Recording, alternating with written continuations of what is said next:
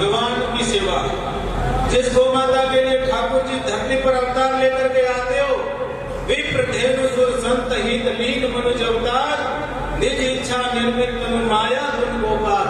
भगवान गौ माता के लिए धरती पर अवतार लेकर के आए और जिस गौ माता के पीछे पैदल पैदल घूमे हो, पांव में जूते भी धारण किए हो, ऐसी गौ माता की सेवा में अगर हमको सहभागी बनने का अवसर मिला है, सेवा करने का अवसर मिला है, तो इससे बड़ा सजना कोई सौभाग्य नहीं हो सकता। सजना, मेरी आपसे प्रार्थना और निवेदन है, कुछ कटु बातें निवेदन करता हूँ कि हम गौ सेवा में तो लगे, पर गौ को पशु मान करके सेवा करते। आदरणीय डॉक्टर साहब बार बार जानवर कह रहे थे, तो मुझे इधर बड़ी पीड़ा हो रही थी।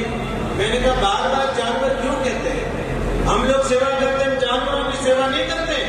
जो जानवर मान कर सेवा करता होगा उनको जानवर जितना लाभ होगा, और जो गौ माता को माँ मान के सेवा करता होगा उनको माँ जितना लाभ होगा। हमारे गौधाम परंपरा में कहीं कोई पशु शब्द का उपयोग नहीं करता है। हम तो पशु आदमी नहीं कहते, हमने उनका नाम पौष्टिक रखा है। अरे जिसकी माँ मान कर सेवा करते हैं, क्या वो जानवर है? क्या वो पशु है? नहीं है पशु, वो हमारी माँ है। पर माँ जैसी सेवा होनी चाहिए। जैसे भगवान के मंदिर में पत्थर की मूर्ति विराजमान होती है, उस पत्थर की मूर्ति को हम सब भगवान मानते हैं, तो भगवान जितना लाभ होता है, उसी प्रकार से हमारे गौशाला में घरों में गौ माता विराजमान है, उनकी माँ मान के सेवा करोगे तो लाभ होगा। आदरणीय पंडित जी भी कह रहे थे कि हमारी गौशाला कैसे होनी चाहिए। सज्जनों, हमारी गौशाला को गौ संरक्षण गौ सेवा के 4 चरण है। सबसे पहले गौ माता का संरक्षण हो, गौ माता का पालन हो, गौ माताओं का समर्पण हो और गौ माता के पंचगव्य का परिष्करण और विनियोग हो। जब चारों चरण व्यवस्थित हो जाएंगे तो कोई भी एक भी गौ माता सड़क पर घूमती हुई नहीं मिलेगी। हमको तो आदर्श रचनात्मक और सृजनात्मक कार्य करके एक मिसाल पेश करनी पड़ेगी। आज गाय सड़क पर क्यों घूम रही है? घर से गौ माता को निकाल दिया, गोचर हम लोगों ने खा गए, दीवार खेतों के चारों तरफ लाइट लगा दी, गौ माता कहाँ जाए? वो तो सड़क पर आंदोलन कर रही है। जिस प्रकार से लोग सड़क जाम करते हैं, ऐसे गौ माता सड़कों पर और शहरों में नगरों में आंदोलन कर रही है कि मेरा अधिकार मुझे दो। पर वो तो बोल नहीं सकती, उनकी वाणी बन के कौन बोलेगा? उनकी वाणी बन के हम सबको भक्तों को बोलना पड़ेगा कि गौ माता के अधिकार गौ माता को मिलने चाहिए। आज बड़ी विडंबना है, सभी लोग कहते हैं गौ माता का संरक्षण होना चाहिए, गौ माता का पालन होना चाहिए, पर बहुत विडंबना के साथ में बात निवेदन कर रहा हूँ कि आज जहाँ भी हिंदी भाषी क्षेत्र है, कहीं भी आप चले जाओगे, गौ माता निराश्रित सड़कों पर घूमती है। आदरणीय चीफ सेक्रेटरी साहब ने अभी एक आदेश निकाला कि प्रत्येक गौशाला को 10% गोवंश देना पड़ेगा।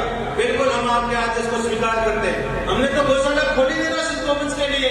हम तो आप हमारे द्वार पर कोई भी गाय लेकर के आएगा, हम किसी को गाय के लिए मनाही नहीं करते, पर इसका ये समाधान नहीं है कि 10% गाय हम ले लेंगे और सड़कों पर गौ माता नहीं घूमेगी।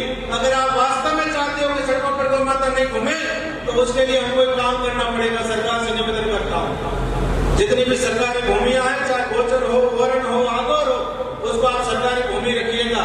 उसमें आप ग्राम स्तर तक नन्हीशालाओं की स्थापना कर दीजिए, क्योंकि 90% नर गोवंश होता है। उसको आप 12 महीने का अनुदान दीजिए, वहाँ की एक समिति बना दीजिए, वहाँ के सामाजिक लोग, सेवा करने वाले और सरकार के 2-3 प्रतिनिधि लोग हो, वो मिलकर के उस संस्था को चलाए। वहीं से प्रारंभ करेंगे तो पूरे देश में समाधान हो सकता है, एक भी गौवंश सड़क पर नहीं घूमेगा। मैं आपसे निवेदन करना चाहता हूँ कि गौ माता की गौशाला केवल बाड़ा बन के हमको नहीं रखना है, उसको हम आदर्श तीर्थ के रूप में विकसित करना है। वहाँ पर लोग आवे, दर्शन करे, घूमे फिरे बैठे, ऐसा हमको तीर्थ बनाना। वो कैसे बनेगा? वहाँ पर गौ माता की दिव्य भाव से सेवा हो। गौ माताओं का वर्गीकरण, गौशाला कैसी होनी चाहिए? समस्त गौवंश का वर्गीकरण होना चाहिए। छोटे बछड़े अलग होने चाहिए, बड़े बछड़े अलग होने चाहिए, बड़ी गाय अलग होनी चाहिए, कमजोर गाय अलग होनी चाहिए, और वर्गीकरण होगा तो उसमें गौ माता सही तरह से रह पाएगी। सज्जनों, वो संरक्षण का कार्य तो हो रहा है, पर प्रत्येक गौशाला को गौ माता के समर्थन का कार्य करना पड़ेगा, जो अति महत्वपूर्ण कार्य है। आज गाय क्यों छोड़ी गई? गौ माता का दूध कम हो गया, इसलिए गाय छोड़ी गई। हमको पुणे जैसे पहले हमारी गौ माता 10-10 लीटर दूध देती थी, ऐसे हमको समर्थन का कार्य करके 10-10 लीटर वाली, 12-12, 1 लीटर वाली गौ माता हमको तैयार करनी पड़ेगी। इसलिए गौशालाओं में अलग से समर्थन का केंद्र बनाइए। हम लोग केवल अभी कई लोग कह रहे थे, अभी वक्ता कह रहे थे कि महाराज जी बोले कि लोग कहते हैं कि अनुदान अनुदान से कोई गौशाला नहीं चलती है। कोई 40 रुपए 50 रुपए में हमारे वहाँ 10 गौशाला है, स्वावलंबी गौशाला है, आदर्श गौशाला बनानी है, उसके लिए आपको संवर्धन का कार्य करना भी आवश्यक है। जिस क्षेत्र की जो नस्ल हो उस क्षेत्र में उस नस्ल का संवर्धन होना चाहिए।